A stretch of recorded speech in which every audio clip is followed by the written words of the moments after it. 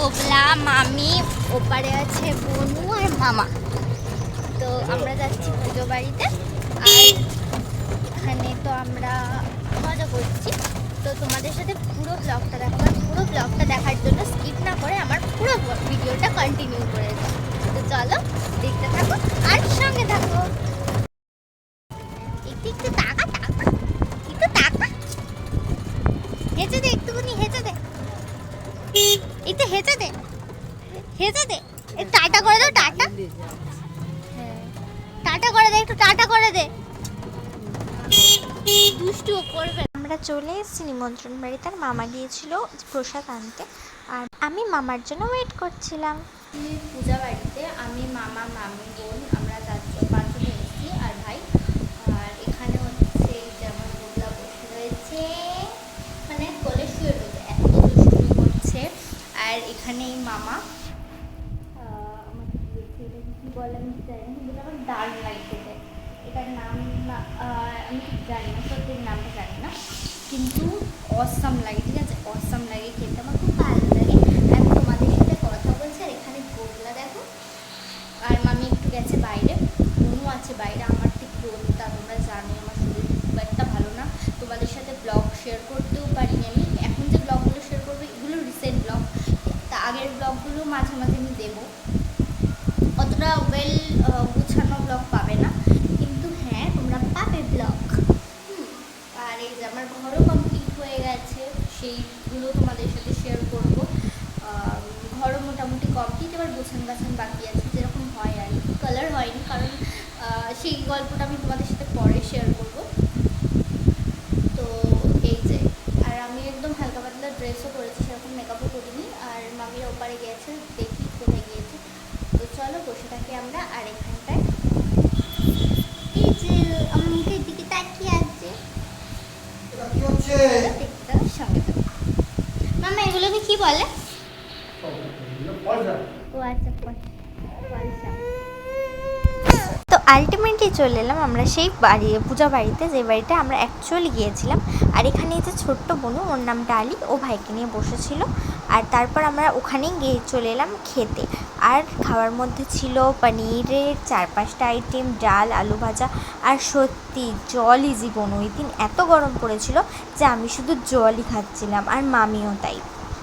আর menu তো খুব ভালো হয়েছিল সত্যি, মা কালীর ভোগের রান্না সব কিছুই জাস্ট অসাম। আর এখানে আমি, মামি আর ওই বনু 3 জনে মিলে খেতে বসেছিলাম, না মানে ডালি বনু।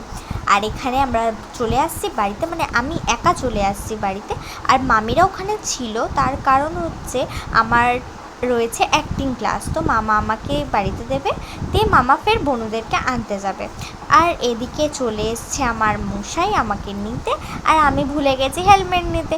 হ্যাঁ, হেলমেটটা না নিলে মানে এখনকার দিনে চলে না, ভুলে যাওয়াটা একটা অন্যায়, কিন্তু কি বলো তো, আমার না ভালো লাগে না হেলমেট পরতে, একদম অনেস্টলি কথাটা বললাম। আর এখানে যেতে যেতে না এই ফ্ল্যাটটাকে দেখছিলাম, সবার ফ্ল্যাট ভালো লাগে, কিন্তু আমার না ঠিক ফ্ল্যাটটা ভালো লাগে না। আর আমি ভাবছিলাম যে বাবা, মানুষ এত উঁচু উঁচু বিল্ডিংয়ে থাকেই করে।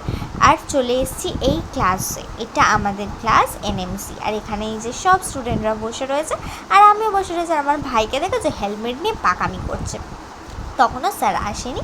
আর এই যে একজন স্যার আছেন, কিন্তু আমাদের স্যার এখনও আসেনি। তারপর বাড়ি ফেরার সময় চলে এলাম কৈলাস বলে একটা মিষ্টির দোকানে, পাটুলিতে, দারুণ টেস্ট মিষ্টি।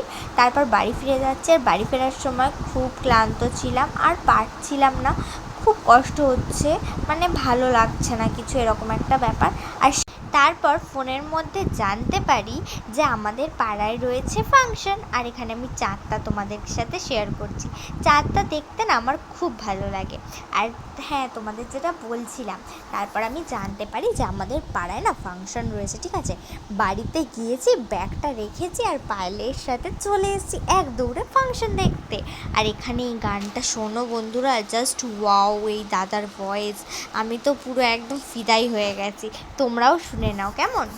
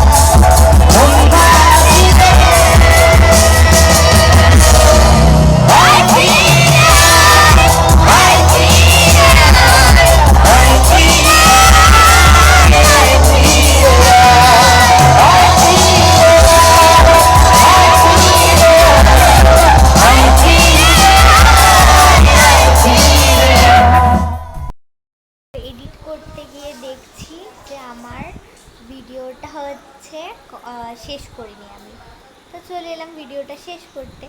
আজকের ব্লগটা এই পর্যন্ত। ভালো লাগলে লাইক শেয়ার কমেন্ট করে দিও, সাবস্ক্রাইব করতে ভুলো না যদি আমার এরকম ভিডিও আগামী দিনে আরও দেখতে চাও।